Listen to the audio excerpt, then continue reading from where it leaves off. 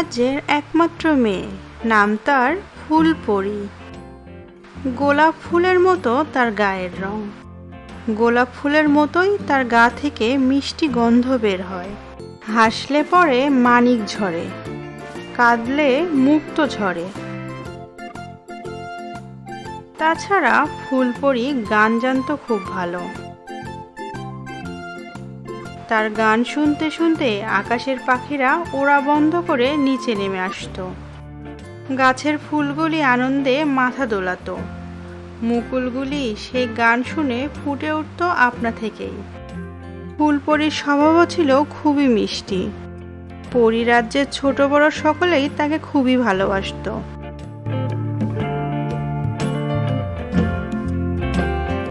রাজা আর রানীর সে ছিল চোখের মণি। কিন্তু এমন ফুলপরির কপালে যে এত দুঃখ ছিল তা কি কেউ জানতো? অথচ এই পরিরাজ্যের কারো কোনো অভাব ছিল না, কারো মনে কোনো দুঃখও ছিল না কোনোদিন। সকলেই ছিল হাসি আর খুশিতে ঝলমল।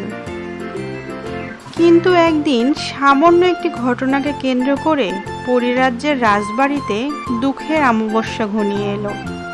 একদিন পরিরাজ্যের রাজবাড়িতে এক সন্ন্যাসিনী পরী এলেন। পরীর দেশের রাজা তাকে সমাদর করে অতিথিশালায় থাকতে দিলেন। রাজবাড়ির দাসীদেরও রাজা বললেন, তোমরা সবাই সন্ন্যাসিনী পরীর সেবা করবে, তার সেবা যত্নের ত্রুটি যেন না হয়। সন্ন্যাসিনী পরী কিন্তু সামান্য ত্রুটিতে প্রচণ্ড রেগে যান। কারো কোনো ত্রুটি দেখলেই রেগে গিয়ে অভিশাপ দিয়ে দেন। সেই অভিশাপ সঙ্গে সঙ্গে ফলে যায়। পরীর দেশের রাজা রানী দাস দাসী সকলেই ভয়ে ভয়ে কাটান, এই বুঝি কোনো ত্রুটি হয়। একদিন সন্ন্যাসিনী পরী রাজাকে ডেকে বললেন, রাজামশাই দেখুন, এখানে বসে আমি আর গান গাইব না। বেশ তো, কোথায় বসে গান গাইবেন বলুন? রাজবাড়ির বাগানে বসে আমি গান গাইব। ঠিক আছে, আমি আপনার গানের ব্যবস্থা করে দিচ্ছি। কিন্তু এ ব্যাপারে আমার 3টি শর্ত আছে, সেই শর্তগুলি পালিত হওয়া চাই। আপনার সেই শর্তগুলো বলুন, আমি অক্ষরে অক্ষরে তা পালন করার চেষ্টা করব।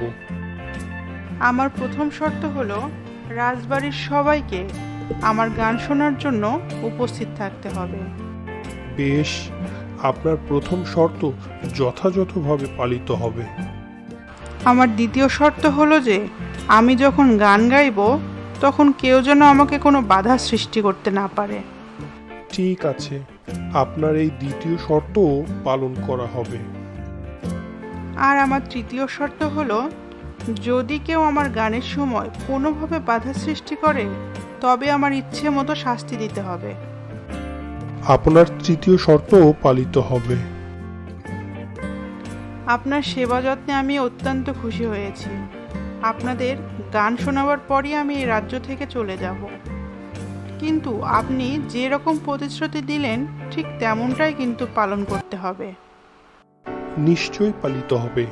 আমি পরিরাজ্যের রাজা হয়ে আপনাকে কথা দিচ্ছি, আমার আদেশের অবাধ্য হতে কেউ সাহসী হবে না।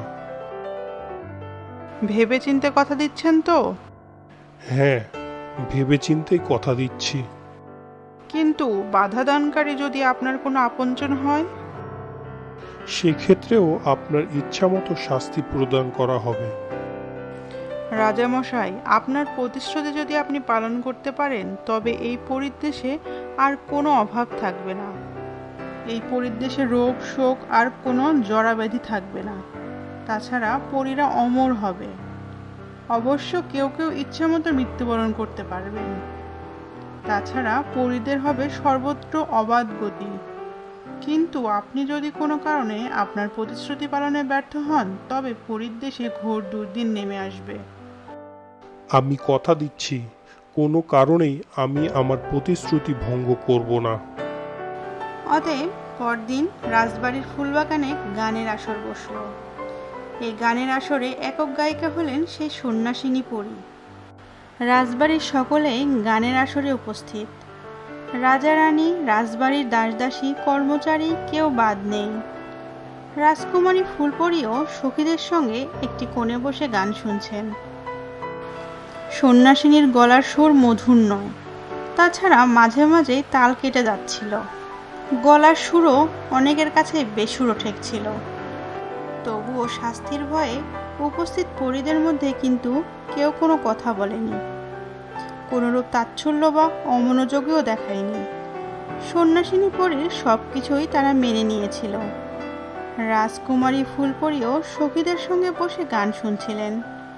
গান শুনতে শুনতে সুর ঠিক হচ্ছে না জেনে তিনি একবার হেসে ফেললেন। অমনি সন্ন্যাসিনী গান থামিয়ে জিজ্ঞেস করলেন,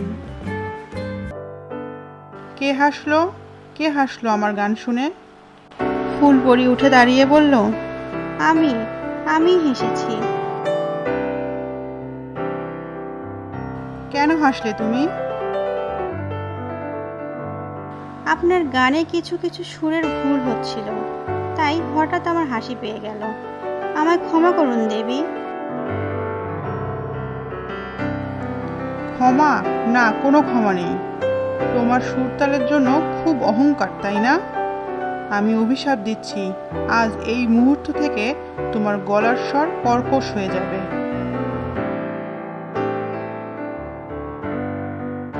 ফুলকুমারী মাথা নত করে বললেন, আপনার অভিশাপ আমি মাথা পেতে নিলাম। সবাই উপস্থিত সকলে স্তম্ভিত হয়ে গেল। সন্ন্যাসিনী পরী আরো রেগে গিয়ে বললেন, ও, এতেও তোমার শিক্ষা হলো না? তুমি দেখছি অত্যন্ত রূপসীও বটে। আমি অভিশাপ দিচ্ছি, আজ থেকে তুমি কুৎসিত হয়ে যাবে। তুমি আর পরিরাজ্যে থাকতে পারবে না, তোমার ডানা খসে যাবে। তাছাড়া তোমায় গিয়ে পৃথিবীতে বাস করতে হবে। আমি এক্ষুনি রাজামশাইকে হুকুম দিচ্ছি পরিরাজ্য থেকে তোমাকে বের করে দেবার জন্য। সন্ন্যাসিনী পরীর অভিশাপের কথা শুনে রাজা রানী দুঃখে ভেঙে পড়লেন। তাদের মুখ দিয়ে কোনো কথা বেরুলো না। মন্ত্রীমশাই উঠে গিয়ে সন্ন্যাসিনী পরীকে বললেন, এ কি করলেন দেবী? আপনি যাকে অভিশাপ দিলেন তিনি কে জানেন? কে তিনি? তিনি এই রাজ্যের রাজার একমাত্র সন্তান, ফুলপরী। সে কথা আগে বলতে হয়। এখন অভিশাপ যখন দিয়ে ফেলেছি, তখন আর আমার পক্ষে ফিরিয়ে নেওয়ার কোনো উপায় নেই। রাজা এগিয়ে এসে বললেন, আমাকে কি আমার প্রতিশ্রুতি অনুযায়ী আমার একমাত্র মেয়েকে এ রাজ্য থেকে তাড়িয়ে দিতে হবে? হ্যাঁ, নইলে অনর্থ ঘটবে। আপনার অভিশাপ কি ফিরিয়ে নেওয়ার কোনো উপায় নেই? না, তীর ছুঁড়ে দিয়ে সেই তীরকে আর ফিরিয়ে নিয়ে আসা যায় না। আমার মেয়েকে কি সারা জীবন এরূপ অভিশাপগ্রস্ত হয়েই কাটাতে হবে? তাছাড়া আর উপায় কি? কোনোভাবে কি ওকে দয়া করতে পারেন না? না, তবে দীর্ঘ 12 বছর পর ওর সঙ্গে আমার দেখা হবে। তখন হয়তোবা আমার এই অভিশাপের হাত থেকে মেয়েটি মুক্তি পেতে পারে। সন্ন্যাসিনী পরী আর কোনো কথা বললেন না। কিছুক্ষণ পরে ধীরে ধীরে আসন থেকে উঠে দাঁড়ালেন এবং কোনো কিছু না বলে পরিরাজ্য ত্যাগ করে তিনি অন্য কোথাও চলে গেলেন।